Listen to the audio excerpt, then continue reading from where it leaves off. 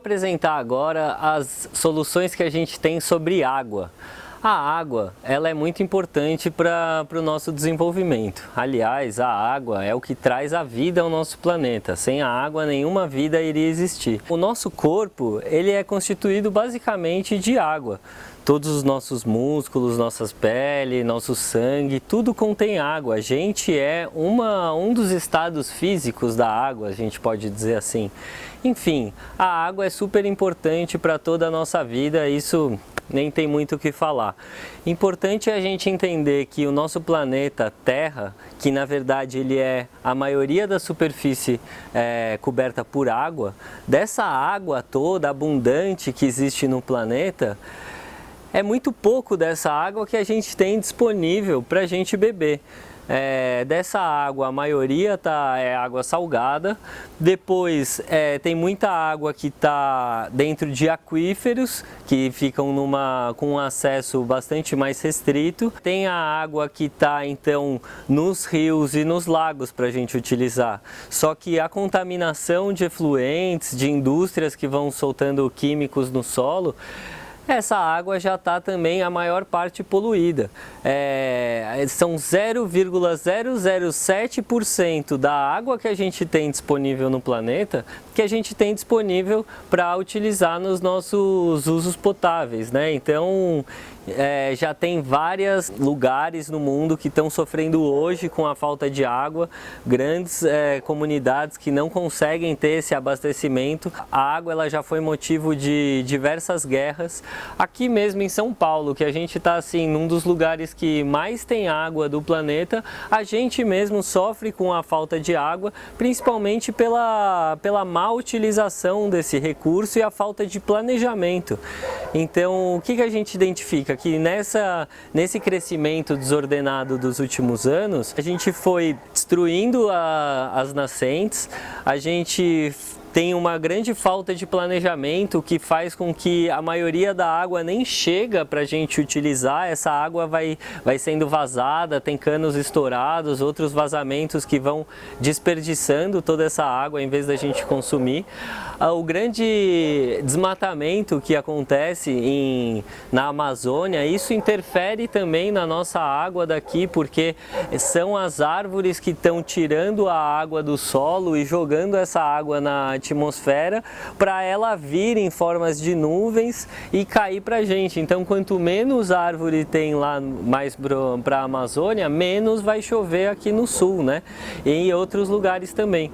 Então, a gente tem que começar a usar melhor a água, esse recurso indispensável para a nossa vida. Se a gente continua com ela do jeito que a gente está, essas crises hídricas elas só tendem a aumentar. E a gente então precisa...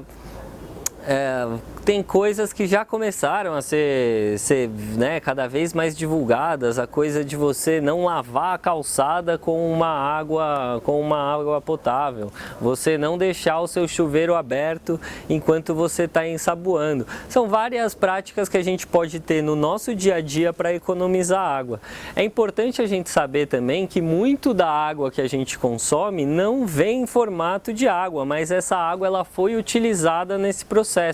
Por exemplo, 1 quilo de carne, você vai consumir cerca de 17.100 litros de água para que o alimento for desenvolvido. Então esse quilo de carne ele vem com essa pegada ambiental também de ter consumido cerca desses 17.100 litros de água. 1 quilo de manteiga, por exemplo, são 18.000 litros de água.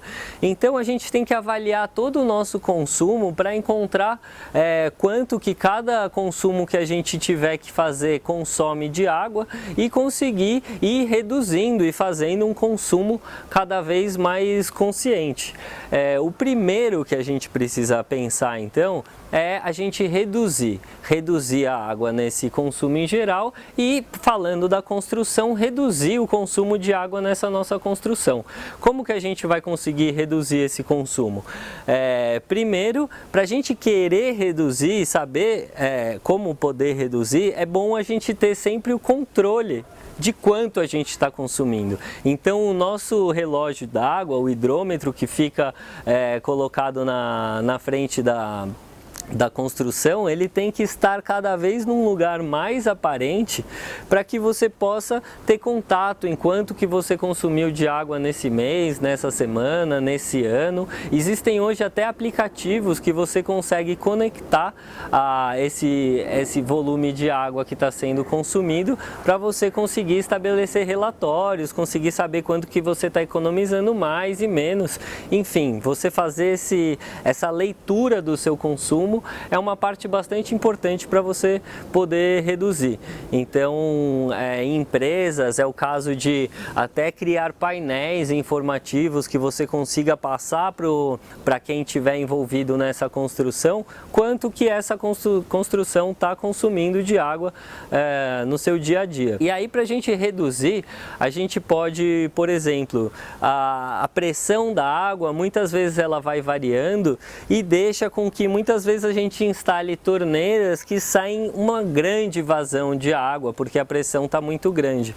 Nesse caso, a gente pode botar arejadores de torneira. São pequenas arruelas com uma telinha que você instala ela dentro da torneira e você consegue aí utilizar essa água de uma maneira que ela não saia tanta água. Então você já consegue aí reduzir cerca de 30%, 50% da vazão dessa torneira, depende da torneira e da vazão, que você vai conseguir economizar já instalando esses arejadores de torneira.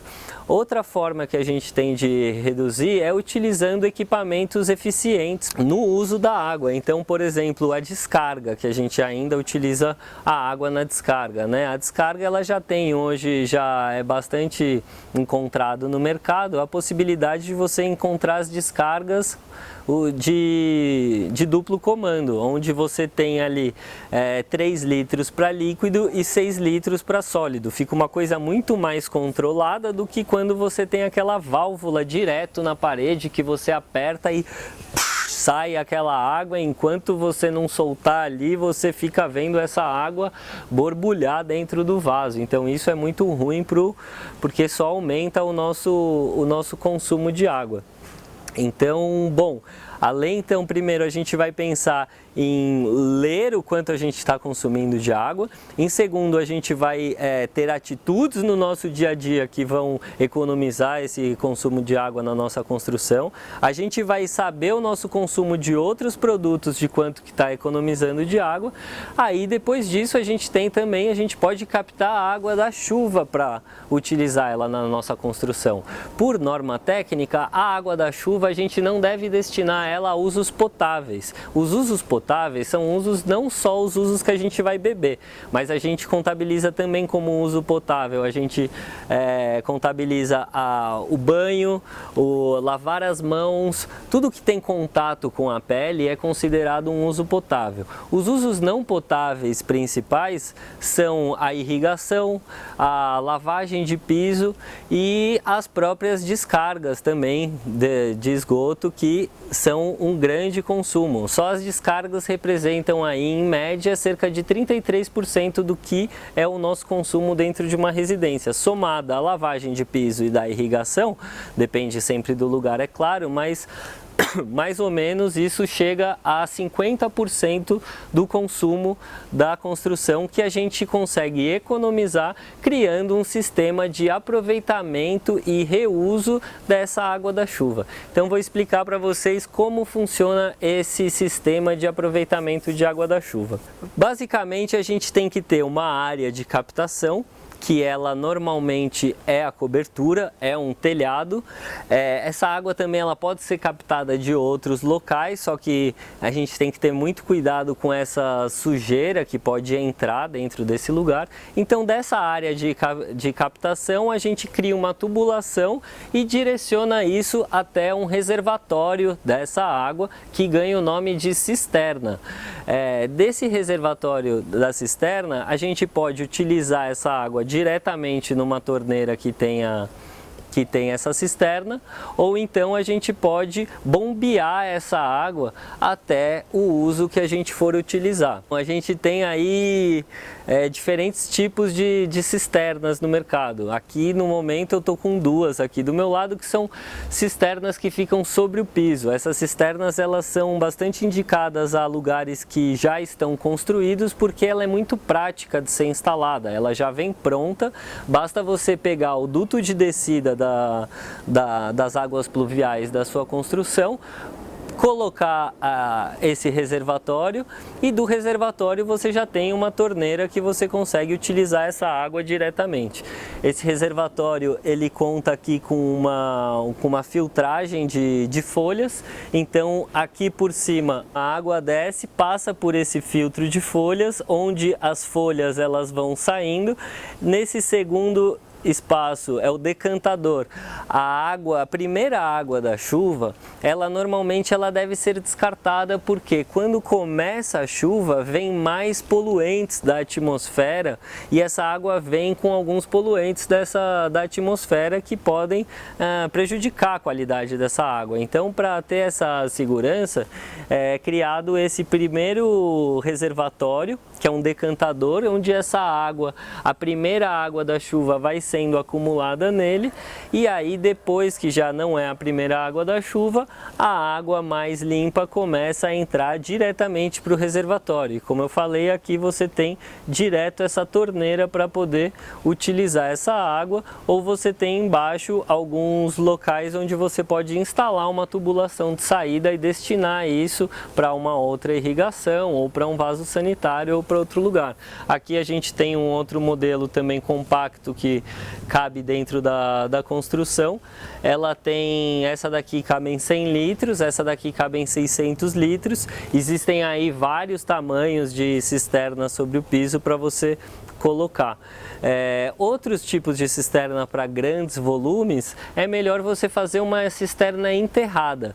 Você enterra então essa estrutura, ela pode ser de diversos materiais. Tem cisternas que elas são de alvenaria, tem cisternas que elas são de fibra, tem cisternas que elas são de plástico, tem cisternas que elas são de metálicas, enfim, é uma grande variedade de tipos de reservatórios que você pode criar, mas a ideia básica é você enterrar um grande reservatório, você direciona essa água para lá, e essa água é tirada através de bombas hidráulicas até o seu uso. A vantagem do sistema quando ele é enterrado é que a terra, aquela situação da inércia térmica que eu comentei na parte de bioclimática, a inércia térmica da terra, ela consegue também regular a temperatura da cisterna, então você fica sempre com uma água mais fresquinha quando ela está enterrada. E também quando está enterrado, você consegue utilizar maiores áreas sem precisar ocupar o seu espaço, que às vezes é um espaço útil do seu térreo. A dificuldade disso é que quando uma construção já está feita, você chegar e criar todo esse buraco dentro de um lugar, ela acaba trazendo um quebra-quebra e uma reforma um pouco mais difícil. Então você analisa, se você está construindo a construção do início, é muito mais fácil você enterrar essa cisterna e criar o sistema de tubulação, ou então, se você já está com a sua construção pronta, você pode utilizar essa água na cisterna sobre o piso. Essa água, então, tanto das duas situações, você vai bombear ela até o seu uso. Para você não ficar utilizando a bomba toda hora e ficar acionando a bomba e desligando a cada uso que você fizer, uma outra opção é você criar uma segunda caixa d'água, então é um reservatório que fica na parte superior, e aí você cria uma bomba hidráulica, um sistema com uma bomba hidráulica que vai mandando essa água até o reservatório superior, e desse reservatório superior ele vai escoando daí por gravidade a cada uso que você for fazer. Isso aumenta daí então a vida útil da sua bomba. E você pode também utilizar bombas que podem ser abastecidas pela luz do sol, com células fotovoltaicas gerando energia elétrica para bombear. Então acontece o seguinte: você durante o dia, quando você está consumindo a água e o nível do seu reservatório chegou ao limite que você indicou, a luz vai estar gerando energia para essa bomba hidráulica, você joga essa água lá para cima e você continua utilizando essa água sem precisar acionar toda hora a energia elétrica. Então aí você pergunta, como que você vai calcular o tamanho dessa cisterna, né? Eu já expliquei antes então como você pode encontrar qual que é a tipologia de sistema de aproveitamento de água mais indicado ao seu uso. Aí, para você dimensionar esse sistema, você precisa considerar duas coisas mais importantes. Primeiro, qual que é o seu potencial de captação, ou seja, quanto de água você tem disponível para captar. Porque se é um lugar que não chove nunca, não adianta você criar um sistema de 10 mil litros, porque você não vai conseguir ter essa chuva para abastecer o seu sistema. E a outra coisa que você precisa analisar é o seu consumo. Se você não tem um consumo significativo de água, também não adianta você fazer um sistema de 10 mil litros, porque ele vai estar sobredimensionado. Você vai estar sempre com muita água lá e não vai precisar usar toda essa água. Então, primeiro, para calcular o quanto a gente consegue captar de água, a gente vai pegar a área da nossa cobertura, porque principalmente a gente pega pela cobertura, né? O sistema de aproveitamento de água, ele tem diversos níveis, ele tem desde sistemas mais simplificados a sistemas mais complexos. Então eu vou explicar aqui o sistema mais simplificado, que é a forma mais padrão que a gente costuma fazer essas instalações, né? Então a gente pega essa área do telhado, e a área do telhado é importante que a gente não contabilize ela do telhado inclinado. A gente tem que fazer como uma projeção dessa área do telhado no solo para enxergar qual que é a área de projeção desse telhado.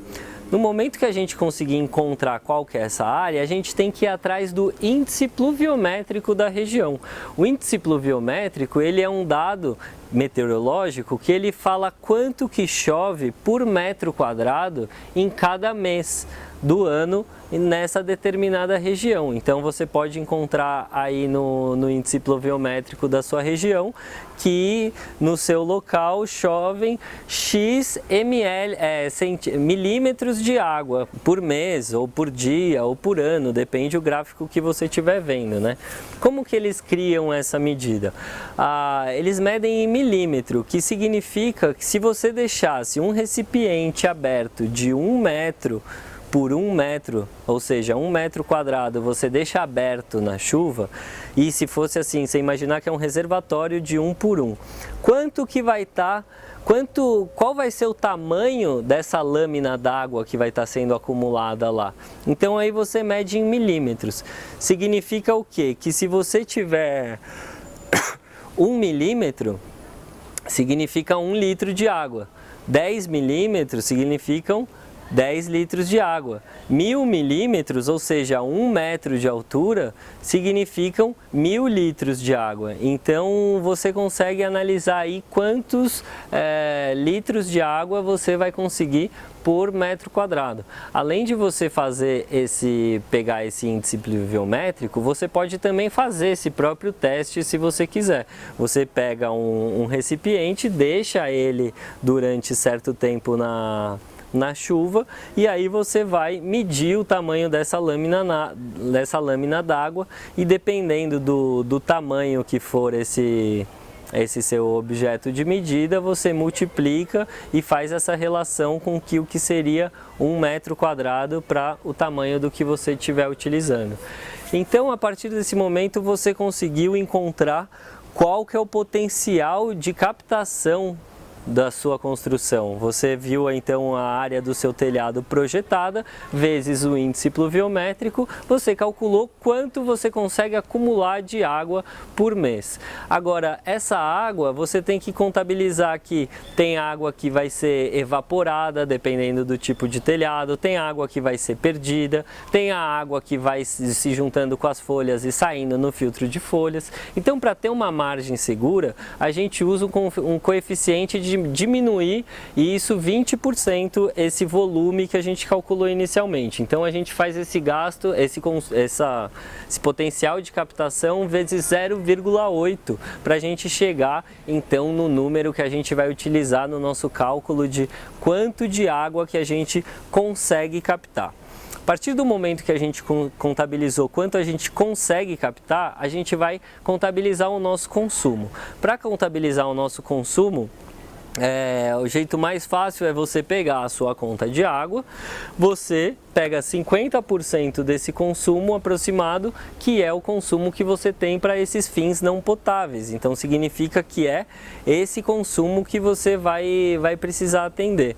Você pode também, claro, contabilizar quanto que cada equipamento consome de água e qual que é o seu uso desse equipamento, estabelecer uma planilha e falando qual que é o consumo de água que você tem na sua construção, né? Mas um jeito mais simples é você conseguir pegar a conta da água e abater tirar esses 50% e aí você chega no valor de água não potável que você vai utilizar.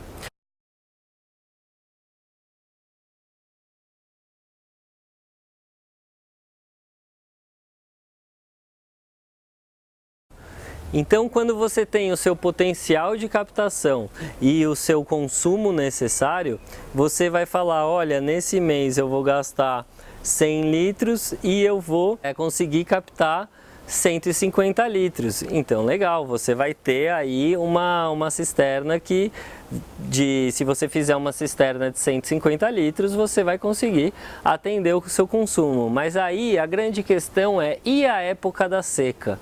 E a época que não vai chover? Então, como a gente faz? A gente analisa qual que é esse tempo de estiagem.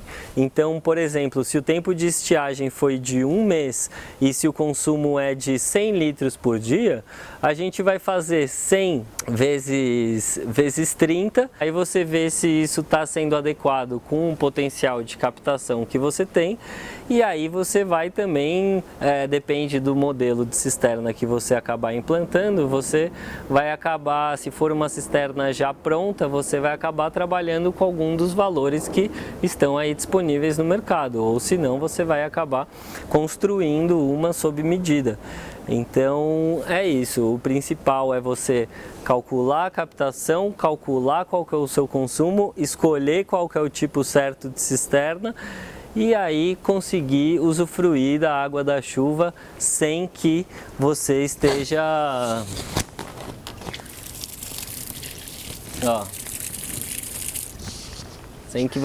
gastando água e preservando esse bem super importante para o nosso planeta. Quais são os equipamentos necessários para fazer um sistema de água da chuva, então? Primeiro você vai ter essa área de captação. Dessa área de captação você instala então um filtro de folhas. Esse filtro de folhas ele pode ser desde um filtro que está na tubulação de descida da água pluvial, ou ele pode ser um filtro que fica enterrado, que ele recebe então essa água lateralmente, ele fica ali enterrado, né, numa caixa que esteja enterrada no piso. Depois desse filtro de folhas, a água vai ser inserida, vai passar por essa questão de você tirar esse início da água da chuva. Então você cria esse pequeno outro reservatório para que o início da água da chuva esteja sendo acumulado nele. Depois disso a água vai aí para o reservatório. Dentro do reservatório você tem diversos equipamentos dentro da cisterna. Você tem uma coisa que é o freio hidráulico, que é para essa água não chegar com muita pressão e ficar borbulhando lá dentro. Você coloca esse freio hidráulico, que é um cano retorcido, que a água já sai mais lenta.